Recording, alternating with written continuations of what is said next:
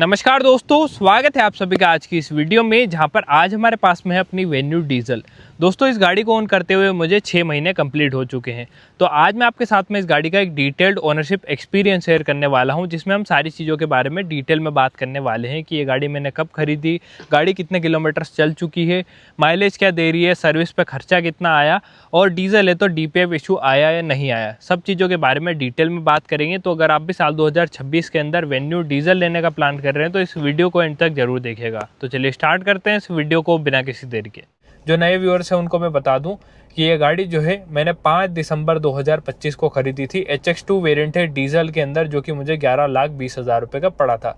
चलिए स्टार्ट करते हैं इस ओनरशिप एक्सपीरियंस को। ड्राइव करते करते ही बात करेंगे सारी चीज़ों के बारे में। तो सबसे पहले मैं आपको इस गाड़ी की कुछ बढ़िया सी चीज़ें बता देता हूँ। जैसे इस गाड़ी का जो इंजन है वो एकदम बढ़िया मिल जाता है। इस गाड़ी में 1.5 लीटर्स का 4 सिलेंडर डीजल इंजन आता है, जो कि 114 bhp की पावर देता है। टॉर्क इस गाड़ी के अंदर 250 न्यूटन मीटर्स का है। जब आप गाड़ी चलाओगे तब आपको फील होगा कि हाँ यार, एकदम बढ़िया डीजल गाड़ी है। और यहाँ पर 4 सिलेंडर इंजन है, उसकी वजह से कोई वाइब्रेशन वगैरह भी फील नहीं होती है। एकदम स्मूथ इंजन मिल जाता है। अगर आपने गाने चला रखे हैं तब आपको पता ही नहीं चलेगा कि डीजल इंजन की आवाज़ आ रही है या नहीं आ रही। इनफैक्ट अगर आप नए ड्राइवर हो तो आपको ये भी पता नहीं चलेगा कि आप पेट्रोल गाड़ी चला रहे हो या डीजल गाड़ी चला रहे हो। इतना स्मूथ डीजल इंजन यहाँ पर इस गाड़ी में मिल जाता है। और पावर रिलेटेड आज तक गाड़ी में कोई भी कमी मुझे नहीं लगी। हम गाड़ी के अंदर 4 लोग भी बैठे हैं, 5 लोग भी बैठे हैं, इनफैक्ट 6 लोग भी बैठे हैं, और आज तक मुझे ऐसा नहीं लगा कि यार गाड़ी के अंदर कभी भी पावर की कमी है। मैंने इस गाड़ी को हिल्स पे भी चलाया, सिटी में भी चलाता हूँ, हाईवे पे भी चलाता हूँ, कभी भी पावर रिलेटेड मुझे इस गाड़ी से कोई शिकायत नहीं रही है। जब भी पंजा दबाता हूँ बढ़िया पावर मिलती है। और स्पेशली ये जो 1.5 लीटर का 4 सिलेंडर डीजल इंजन आता है, ये काफ़ी रिलायबल भी है, क्योंकि ये सेम इंजन क्रेटा के अंदर भी आता है। तो इस पर मुझे भरोसा बहुत ज़्यादा है, इसलिए मैंने ये गाड़ी भी खरीदी थी। ठीक है, अगर मैं आपको दोस्तों माइलेज बताऊँ तो देखो, वैसे तो मैंने इस गाड़ी का आप लोगों के लिए एक डिटेल माइलेज टेस्ट वीडियो बनाया है, जो कि कल मैं डाल दूंगा ताकि इसमें ज़्यादा गैप ना रहे। रियल वर्ल्ड माइलेज जो आज मैंने निकाला इस गाड़ी से सर्विस के बाद, वो निकाला भैया 16 किलोमीटर पर लीटर का, जिसमें गाड़ी 57 किलोमीटर के आसपास हाईवे पे चली, सिटी में चली थी, और 55-56 किलोमीटर के आसपास मैंने गाड़ी को हाईवे पे चलाया था 90 की स्पीड पे। लेकिन जो सिटी रन था वो बिल्कुल कंजेस्टेड ट्रैफिक के अंदर था, बिल्कुल बार बार गाड़ी जो है ट्रैफिक सिग्नल पे रुक रही थी। तो ओवरऑल 16 का माइलेज गाड़ी ने दिया, जो कि थोड़ा सा कम है, बट अगर प्यार से चलाओगे आप तो हो सकता है और आपको अच्छा मिल जाए। मैंने भी प्यार से ही चलाई थी, बट सिटी के अंदर आप देखो ना तो कोई सी भी गाड़ी हो इतना अच्छा माइलेज नहीं देती है। और अब तो डीजल इंजन के साथ में क्या है कि बहुत सारी लिमिटेशंस भी है। तो डीजल इंजन इतना खुला जो है पहले की तरह नहीं है। पहले क्या है कि BS4 गाड़ियों में इतनी लिमिटेशन नहीं थी, ना यूरिया डलता था, ना DPF था, ये सारी चीज़ें अब जो है इन डीजल इंजन के अंदर थोड़ी सी लिमिटेशन कर देती है। और अब डीजल इंजन इतना ज़्यादा माइलेज नहीं देते, ये मैंने पर्सनली हर गाड़ी के अंदर नोटिस किया। बहुत सारी डीजल गाड़ियों के साथ में मैंने ये चीज़ नोटिस करी है। पहले जो माइलेज डीजल गाड़ियाँ देती थी अब इतना नहीं देती है। हाँ, वो अलग बात है कि पेट्रोल से ज़्यादा दे देगी और पेट्रोल से अच्छा पावर मिल जाएगा, बट पहले के मुकाबले अगर कंपेयर करोगे डीजल गाड़ियों को तो वो इतना अच्छा माइलेज आज की डेट में निकाल कर नहीं देती है। ठीक है, अब DPF की बात कर ही ली है तो वो भी मैं आपको बता देता हूँ। देखो, आज तक गाड़ी में कोई DPF की लाइट नहीं आई, कोई DPF रीजनरेशन भी गाड़ी ने नहीं मांगा है। गाड़ी 11,400 किलोमीटर चली है 6 महीने के अंदर, जिसमें ये मान लो कि 50-60% के आसपास गाड़ी हाईवे पे चली, 50-60% के आसपास ही गाड़ी सिटी के अंदर भी चली। ठीक है, और अभी तक DPF की कोई लाइट नहीं आई है, और कोई यहाँ पर DPF के अंदर कोई रीजनरेशन वगैरह भी मैंने नहीं किया है। अभी मैं जब सर्विस पे गया था तब भी मैंने उनसे पूछा था कि आप एक बार देख लो, तो उन्होंने शायद इग्नोर ही कर दिया उस बात को। तो अभी तक मुझे DPF का कोई इशू नहीं आया। अगर आपकी गाड़ी बिल्कुल सिटी के अंदर चल रही है, ज़्यादातर सिटी के अंदर चल रही है, तो DPF इशू आ सकता है, क्योंकि वहाँ पर क्या है कि वो जो सूट इकट्ठा होता है, जो काला धुआं पहले BS4 गाड़ियों में बाहर निकला करता था, अब उसी काले धुएँ को जो है अंदर ट्रैप कर लिया जाता है DPF फिल्टर के अंदर। तो उसको जलाने के लिए एक टेम्परेचर की आवश्यकता होती है। और सिटी के अंदर गाड़ियाँ बिल्कुल आराम से चलती है, तो उनमें तो ऐसा कभी वो बर्न नहीं होता है। फिर आपको जो है उसमें रीजनरेशन करना पड़ता है। रीजनरेशन भी 3 टाइप के होते हैं। एक पैसिव, जैसे अभी मैं गाड़ी चला रहा हूँ हाईवे पे, गाड़ी अच्छी स्पीड पे है, सही RPM पे है, तो ECO कमांड देगा कि भाई DPF वो क्लीन कर दो। ठीक है, अगर गाड़ी सिटी में चलेगी तो फिर वो नहीं होगा। हाईवे पे पैसिव रीजनरेशन आराम से हो जाता है। दूसरी चीज़ जो एक्टिव रीजनरेशन होता है वो उसमें गाड़ी में वार्निंग आ जाती है कि भैया रीजनरेशन करो, तो आपको गाड़ी खड़ी करके फिर जो है रीजनरेशन करना पड़ता है। और एक होता है फोर्स्ड रीजनरेशन, यानी आपने जो है उस लाइट पे ध्यान नहीं दिया, फिर आपको गाड़ी सर्विस सेंटर ले जानी पड़ेगी और फिर वहाँ पर आपकी गाड़ी का अच्छा खासा फ्यूल बर्न होगा, गाड़ी बिल्कुल टेम्परेचर पकड़ेगी, हैजार्ड ऑन होते हैं, लाइट ऑन होते हैं, और फिर आरपीएम हाई करके लगभग आधा 1 घंटा गाड़ी खड़ी रहती है। मैंने देखा एक क्रेटा डीजल को मेरे सामने लगभग 40-45 मिनट गाड़ी खड़ी रही, उसमें बहुत ज़्यादा सूट मास इकट्ठा हो गया था। फिर गाड़ी का जो डीपीएफ है वो क्लीन हुआ। डीपीएफ से मतलब डरना तो ज़रूरी है, मतलब जिन लोगों की रनिंग बिल्कुल ही ऐसी है कि भाई साल में 10,000 चलना है और 10 के 10,000 में से 8,000 गाड़ी सिटी में चलेगी, तो उन लोगों के लिए डीपीएफ एक परेशानी है। लेकिन जिन लोगों को ये है कि भाई 8,000 किलोमीटर में हाईवे पे चलाऊंगा, 2,000 किलोमीटर में सिटी में चलाऊंगा, तो उनको डीपीएफ कभी भी कोई प्रॉब्लम नहीं देगा। और मैं तो ये कहता हूँ कि अगर आप डीजल गाड़ी ले रहे हो तो बिल्कुल एक कैलकुलेशन के साथ में लो कि भैया डीजल गाड़ी आपको चलानी कितनी है। अगर आप डीजल गाड़ी ले रहे हो तो एटलीस्ट 20 से 25,000 किलोमीटर साल की चलाओगे, तब भी आप अपना पैसा जो है रिकवर कर पाओगे। क्योंकि अगर आप वेन्यू का ही एग्जाम्पल लेते हो तो HX2 पेट्रोल वेरिएंट 9-9.5 लाख रुपए की ऑन रोड प्राइस में आता है और HX2 डीजल वेरिएंट लगभग 11,30,000 रुपये में आता है। तो आप मोटा मोटा 1,80,000 रुपये एक्स्ट्रा पे कर रहे हो, ठीक है। अब उस 1,80,000 रुपये का आप कितनी जल्दी रिकवर कर लोगे, ये आपको कैलकुलेशन बिठानी है। अगर आपकी रनिंग ज़्यादा नहीं है तो पहले ही आप दिमाग में रख लो कि भैया अब मुझे डीजल नहीं लेनी है, मैं तो पेट्रोल में ही खुश हूँ, तो आप टर्बो पेट्रोल ले लो भले ही। तो वो चीज़ें आपको ध्यान में रखनी है। अब रनिंग से रिलेटेड एक और सीन ये है कि जैसे मान लो आपने गाड़ी खरीद ली, ठीक है, बहुत सारे लोगों के साथ में ये होता है। अब आपने सोचा कि यार पहली गाड़ी ले रहा हूँ, 8-10 हज़ार किलोमीटर चलाऊँगा साल की, 6,000 चलाऊँगा, कोई दिक्कत नहीं, पेट्रोल ले लेता हूँ। फिर आपने गाड़ी लेने के बाद आपका मन बनता है कि यार गाड़ी ले तो ली, रोज़ चला लेता हूँ। फिर जब आप पेट्रोल डलाओगे तब अब भी आपको रिग्रेट होगा। तो गाड़ी लेने से पहले बहुत सारी कैलकुलेशन करनी पड़ती है। मैंने बहुत सारे लोगों को देखा है जो पहली गाड़ी लेते हैं और ऐसा सोचते हैं कि कम ही चलाएंगे, लेकिन लेने के बाद उनकी गाड़ी बहुत चलने लगती है, 20,000 30,000 किलोमीटर भी लोग चला देते हैं पेट्रोल गाड़ियाँ।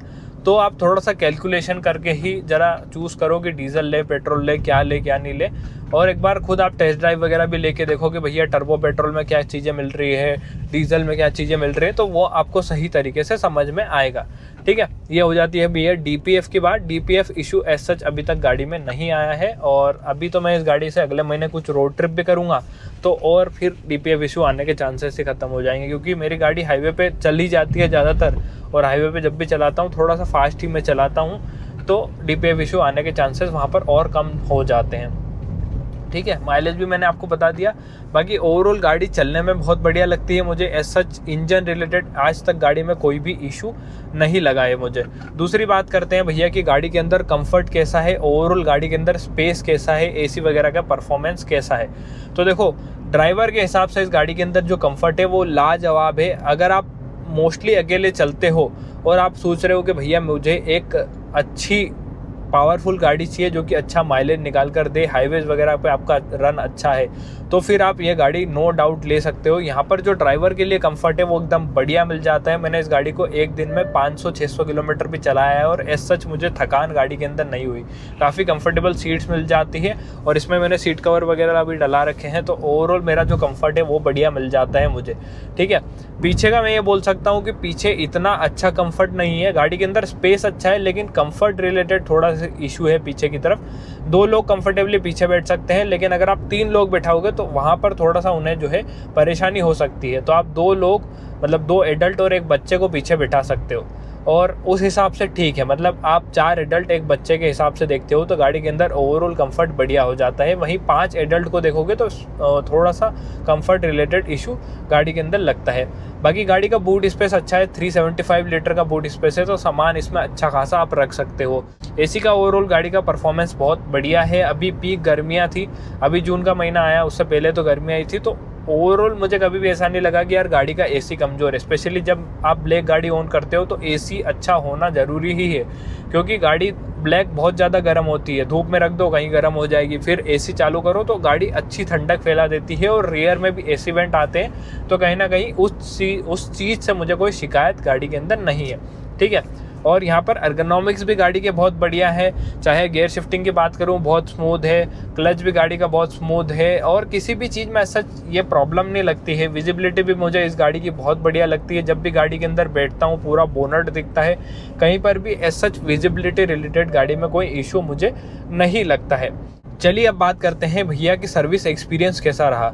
तो अभी तक मैंने इस गाड़ी की 2 बार सर्विस कराई है, पहली जनरल सर्विस और दूसरी जो 10,000 किलोमीटर पे होती है वो। पहली जनरल सर्विस का जो एक्सपीरियंस है वो बिल्कुल ही ख़राब रहा था। क्यों रहा था वो मैं आपको बताता हूँ। देखो, Hyundai रिकमेंड करता है कि आपको अपनी गाड़ी का जनरल सर्विस कराना है 1500 किलोमीटर पे, पर मैंने कराया था 2100 किलोमीटर पे, क्योंकि मैं अपनी गाड़ी को लेकर कहीं रोड ट्रिप पे निकल गया था। जनरल सर्विस में ऐसा कुछ होता नहीं है, बस गाड़ी वॉश करते हैं, नट वट जो ढीले होते हैं वो टाइट करके आपको दे देते हैं, ठीक है। अब जब मैं गाड़ी रोड ट्रिप पे लेके गया ना, तो यहाँ बीच में से फ्रेम पे से कुछ आवाज़ आने लगी गाड़ी के अंदर। तो जब मैं वापस आया, 2100 किलोमीटर गाड़ी के कंप्लीट हो चुके थे, तब मैंने सोचा कि गाड़ी की सर्विस करा लेते हैं और ऐसा सर्विस गाड़ी की कंप्लीट हो गई। बट द थिंग इज़ कि जब मैंने मैकेनिक को दिखाया कि भाई यहाँ से कुछ आवाज़ आ रही है, तो उसने स्क्रीन जब खोलनी चाहिए तो यहाँ पर उसे मतलब आइडिया नहीं था, क्योंकि गाड़ी भी नई आई थी, उसकी भी गलती नहीं हम मान सकते, पर उसने यहाँ पर पेचकस घुसाया जिससे स्क्रीन जो है चटक गई थी। तो वो वाला जो एक्सपीरियंस है मेरा बहुत ख़राब रहा था। और गाड़ी 2100 किलोमीटर चली थी, फिर मैंने गाड़ी को 4890 किलोमीटर टोटल चला दिया था, लगभग 5000 किलोमीटर तक। मतलब ये मान के चलो कि 2100 से 3000 किलोमीटर मैंने एक्स्ट्रा गाड़ी को टूटी हुई स्क्रीन के साथ में चलाया। आप सोचो कि आपकी नई गाड़ी हो, बिल्कुल महीने भर पुरानी भी नहीं हुई, 15 दिन हुए थे, मुश्किल से 20 दिन हुए थे, और मैंने गाड़ी 2100 किलोमीटर चला दी थी।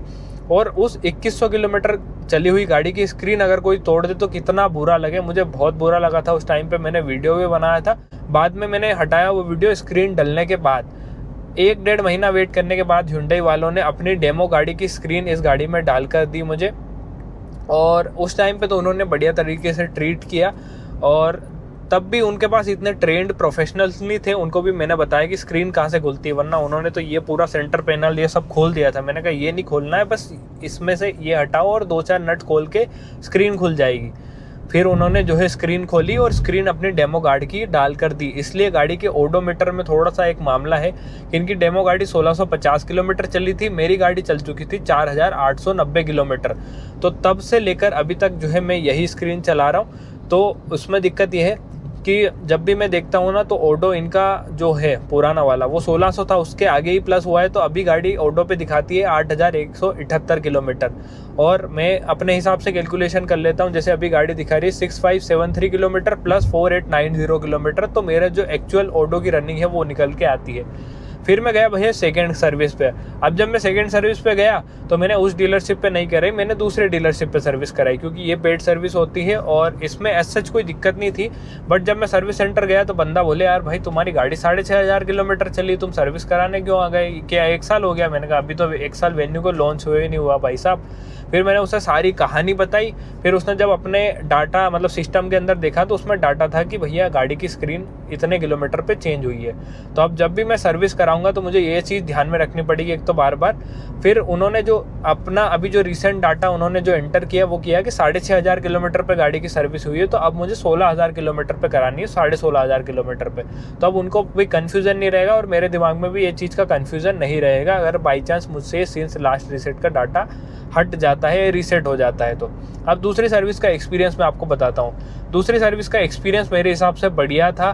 मैंने दूसरे डीलर के पास सर्विस कराई और जो खर्चा आया वो आया 7500 रुपये का, क्योंकि मैंने गाड़ी में फुल्ली सिंथेटिक इंजन ऑयल डला लिया जिसकी कॉस्टिंग 5000 रुपये थी, 4900 रुपये समथिंग था या 5000 रुपये था। इनफैक्ट मतलब एग्जैक्ट अमाउंट अभी मुझे याद नहीं है, मैं लिख दूंगा या उसका फ़ोटो डाल दूंगा मैं। अगर मैं फुल्ली सिंथेटिक इंजन ऑयल नहीं डलाता तो इतना खर्चा नहीं आता, तो मेरा कम खर्चे में भी काम हो सकता था। बट मैंने फुल्ली सिंथेटिक डलाया जिसकी वजह से थोड़ा सा खर्चा ज़्यादा आया, 7500 रुपये के आसपास आया। बट आई रिकमेंड कि फुल्ली सिंथेटिक इंजन ऑयल डलाने से भी इतना ज़्यादा कोई बहुत ज़्यादा फ़र्क नहीं पड़ा है, बस हल्की सी गाड़ी स्मूथ फील होती है बस। उसके अलावा कोई माइलेज में भी ऐसा बहुत ज़्यादा फ़र्क नहीं है और स्मूथनेस में भी मतलब आपको ऐसा नहीं लगेगा कि यार गाड़ी पहले शोर मचा रही थी अब तो बिल्कुल ही एकदम स्मूथ है, ऐसा नहीं है। बिल्कुल हल्की सी आपको स्मूथनेस फील होगी जब आप गाड़ी अच्छी खासी चला लेते हो तब आपको ये चीज़ फील होती है। और मैंने गाड़ी को अच्छा खासा चलाया है, पहले भी चलाया था 10,000, उसके बाद में मैंने गाड़ी को चला दिया है अभी लगभग 1,500 किलोमीटर। तो अब मुझे फील होता है कि हल्की सी स्मूथ हुई है। अगर आप डलाते हो तो सेमी सिंथेटिक भी डला सकते हो, क्योंकि सेमी सिंथेटिक और फुल्ली सिंथेटिक की कॉस्ट में लगभग डबल का फ़र्क आ जाता है। तो मेरे हिसाब से मैं तो यही रिकमेंड करूँगा कि अगर आप वेन्यू ले रहे हो तो सेमी सिंथेटिक जो इंजन ऑयल है वो भी डलाओ, वो ही डलाओ, वो भी क्या डलाओ, ठीक है। तो ये हो जाती है भैया सर्विस की बात। सर्विस का पहला एक्सपीरियंस ख़राब था, बट दूसरा एक्सपीरियंस मेरा अच्छा था। 7,500 रुपये के आसपास का उसमें खर्चा आया, वरना नॉमिनल अगर आप खर्चा देखते हो तो ये 6,500 से 6,000 रुपये के बीच का आता गाड़ी का। तो इट्स ओके, इतना ज़्यादा भी नहीं है। डीजल गाड़ी के हिसाब से 6-7 हज़ार रुपये तो आप स्पेंड कर ही सकते हो अगर आप एक गाड़ी ले रहे हो तो, ठीक है। सर्विस एक्सपीरियंस की बात हो गई। बाकी ओवरऑल अगर मैं आपको बताऊं, गाड़ी के लुक्स मुझे पर्सनली बहुत बढ़िया लगते हैं। गाड़ी को जब भी चलाता हूं तो एक बढ़िया फील आता है और काफ़ी कनेक्शन जो है मेरा इस गाड़ी के साथ में बैठ गया है। जब भी मैं गाड़ी चलाता हूं बिल्कुल खुश हो जाता हूं, बढ़िया मज़ा आता है मुझे गाड़ी को चलाने में।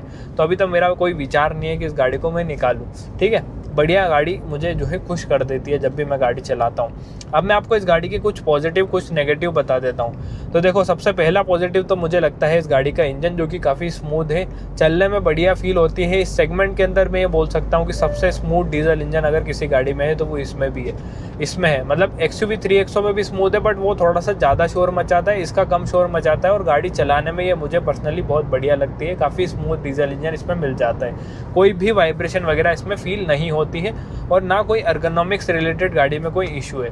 दूसरा पॉजिटिव ये है कि यहाँ पर जो ड्राइवर कंफर्ट है वो बहुत तगड़ा मिल जाता है।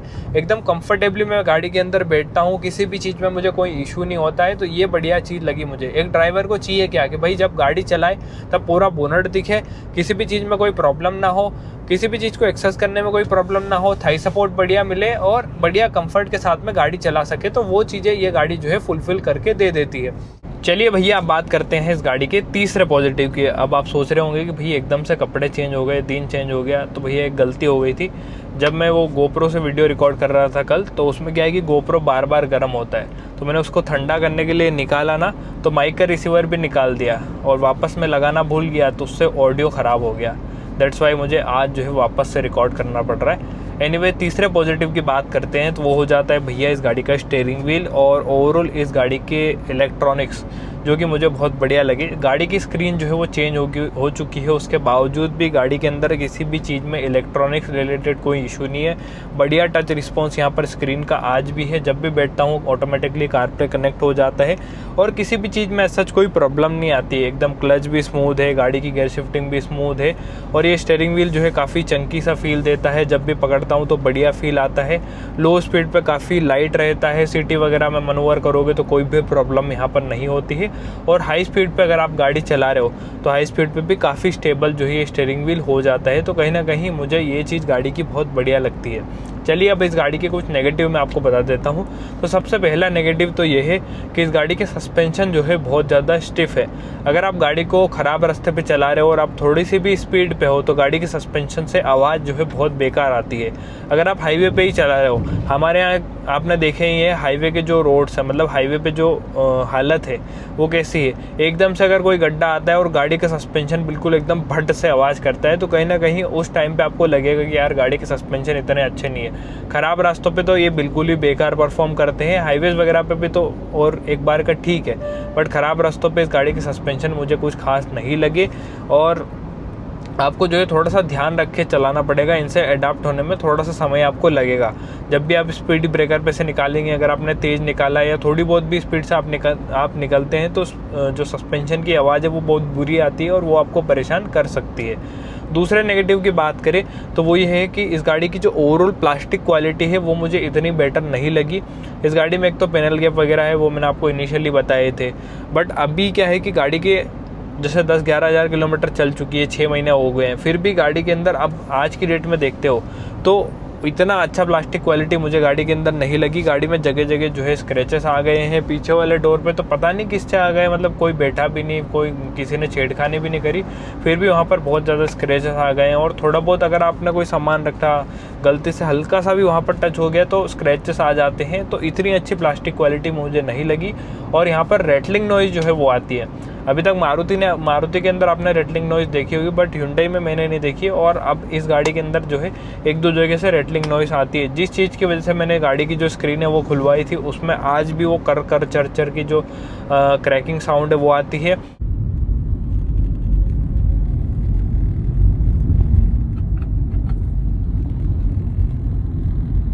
और इस गाड़ी की डिक्की के पीछे से, मतलब डिक्की के जो मैट होता है उसमें से पता नहीं अब क्यों आवाज़ आने लगी, वो चूँ चूँ आवाज़ करने लगा है। डिक्की की जो आवाज़ है वो तो बंद हो गई। बहुत सारे लोगों का डिक्की की आवाज़ के लिए भी कंसर्न था, कुछ लोगों ने कमेंट भी किए थे कि भाई हमारी गाड़ी में भी वो आवाज़ आ रही है, वो तो बंद हो गई।